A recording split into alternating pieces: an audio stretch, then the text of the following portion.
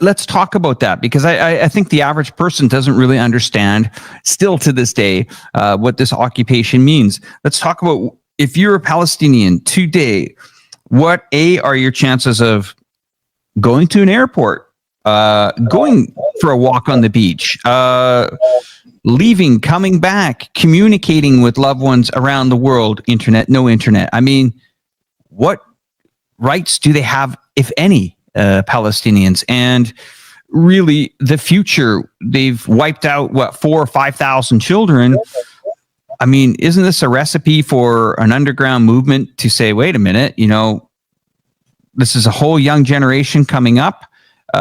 They've been battered and beaten down, and brothers and sisters have been killed. I mean, Israel really thinks that they're going to get the message through. I mean, isn't this a recipe for disaster? Well, it is a recipe for disaster. Let's just put it this way. If you're a Palestinian, you have no rights. None. Zero. Now, I know there's going to be lawyers out there say they have an inherent right of being treated like human beings under the... No, they don't. And the proof is what's happening right now. 12,000 have been murdered. Where are their rights? Where are their rights? They don't have any rights. Nobody's going to go to jail for murdering them. 12,000 murders. 4,000 dead children.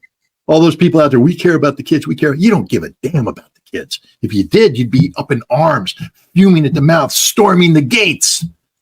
No, you're like, oh, we're hard. They have no rights. None. Zero. No one's doing anything. Now, there's people in the streets, and God bless those people. Please continue to do that. But we all know what happens eventually. The demonstrations, they can't go out there forever because they got to go to work. They got to earn a paycheck. They got to go home. They got to feed the kids. They got to do this. They got to do that. And eventually the demonstrations peter out. The nations that could do something aren't doing anything. This is why, again, China, step up to the plate. Do something. Be the leader you claim you want to be. It's China's time to shine. It's China now that can take the lead in solving this problem, because America isn't going to. America can't. We've been discredited. We're not impartial. It's time for China to shine. But, the way you shine is that you have to pick a good versus evil. And I think it's time now that we recognize that Israel is on the side of evil right now. China needs to side with the Palestinians in a fair way. But, I mean, this is we're at a state right now where if you want to say the Palestinians have rights, then you have to stand up and defend those rights. You have to defend them. There's a whole bunch of French lawyers that have come out and said, we're going to defend you. Well, then do it. I'm glad you came out and said you're going to do it. The proof is in the pudding. I want to see case after case after case after case filed in the International Criminal Court. I want every single Israeli pilot to be indicted. I want every Israeli soldier, every Israeli politician. If you hold an Israeli passport, you need to be indicted for the crime of mass murder, collective punishment. You're all guilty of it because you allow it to happen. This, maybe the Israeli passport thing was a little bit too much, but but my point is, you have to start standing up and defending Palestinians if they're to have any rights. Because if no one's going to stand up and defend them, then they have no rights. You talk about walking the beach. Really? There's cases where boys went to play on the beach, as boys are wont to do, and the Israeli Navy killed them. Who stood up for their rights?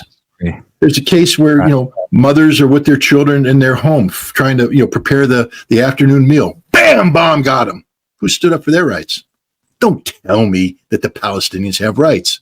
They don't. They have no rights. They don't have the right to live. They don't have the right to breathe. They don't have a right to eat. They don't have a right to travel. They have no rights. They're not even people. They're just statistics. And the proof, again, is in the numbers. Because one should be too many. One should be too many. But 12,000, because here's the funny thing. Talk to the Americans. I mean, I always love this one when a stupid American diplomat gets out there. 12,000's too many. Well, what's an acceptable number, boy? 12,000's too many. 8,000, that a good number for you? So if you're the Palestinian and you got in the lottery and you pulled number 7,999, you don't count. But if you got lottery number 8,001, your life matters now because 8,000's too many. I mean, it's just the dumbest thing in the world for anybody to ever say that 12,000's too many. One is too many. Scott, how does China get involved? Well, how did China get involved with Saudi Arabia and Iran? China is a global power. China has global interests. China's interests seem to be grounded more in stability than trying to impose Chinese will. I mean, the funny thing is China brokered this deal between Iran and Saudi Arabia. And how many Chinese troops then moved into the Middle East to take over that base that Iran promised them in exchange for this? Or how many Chinese airplanes flew to Saudi Arabia? None. That's my point. China didn't do this to get into the Middle East and take over the Middle East. China did it because they need Iran and Saudi Arabia to trade with them via BRICS, via the Shanghai Cooperation Organization. They need that to get the Chinese, economy, the Belts and Roads Initiative and the new Silk Highway to connect with the Middle East, to do this thing that China's really good at, which is promoting global trade and commerce.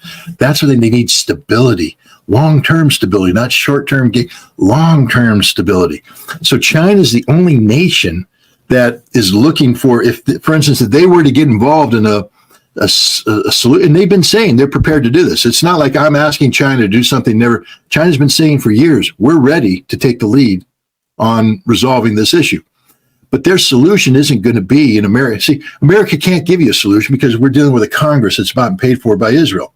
The last time I checked, Israel doesn't own the Chinese government yet. Who knows? Down the road, it may happen. But in the United States, our government is bought and paid for by Israel. They own it. So everything we do is going to be a short-term focus for the short-term benefit of Israel. We're not looking for any long-term solutions. This is why whenever America is involved in a two-state solution discussion, it immediately disappears, because we have to be responsive now to the immediate political needs of an Israeli political class that survives because of America. And so if we're doing something that makes it uncomfortable for them, we have to immediately correct the course in short-term. China is long-term. China's about economic. Here's the other thing, too. Take a look at Gaza. Who's going to rebuild it? Who has the resources to rebuild it? Who has the ability to leverage their global economic clout into rebuilding? The United States can't. Again, we got money, but hell, the only way we could rebuild Gaza is if we sold more bonds to China to raise the money to rebuild Gaza. I mean, that's the ridiculous state of the American economy today. China, on the other hand, again, the Chinese government has to decide what's in its best interest. But one of the things that China can offer, and again, look at how excited Benjamin Netanyahu got about at the General Assembly debate when he was showing the map, not of the Iranian bomb as he used to do, but of the map showing the Middle East, India economic corridor, the India Middle East economic corridor that came up through Haifa connectivity. And he's like, oh, Israel's going to be. China can offer that to Israel. China's the only one that can offer that to Israel. China can offer that to Israel. China can offer to rebuild Gaza. China can be the voice of sanity and stability. That's premised on the economic well-being of all parties in play. China doesn't care what your domestic politics are. That's the difference between China and America. We come in and tell you how to wipe your nose. China comes in and just says, peace, harmony, what you do inside your borders, your business. But what we need you to do is live in peace and harmony with your neighbors and promote this economic machine to keep this thing going for all parties, for everybody to succeed. It's a different approach in America, which is purely a selfish, security-oriented approach. What's in it for us? What do we get out of this? How do we enhance our military posture in the region with a treaty, with this, with that, and the other thing?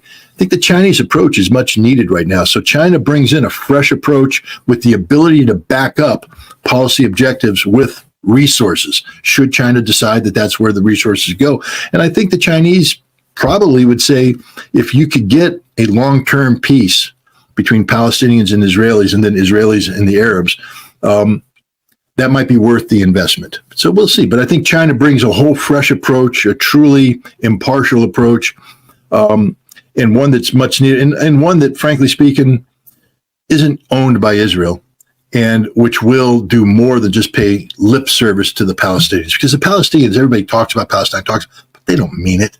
Nobody means it. Nobody supports the Palestinians. Nobody ever has. Maybe China can be that nation that actually steps up and says, when we are out here advocating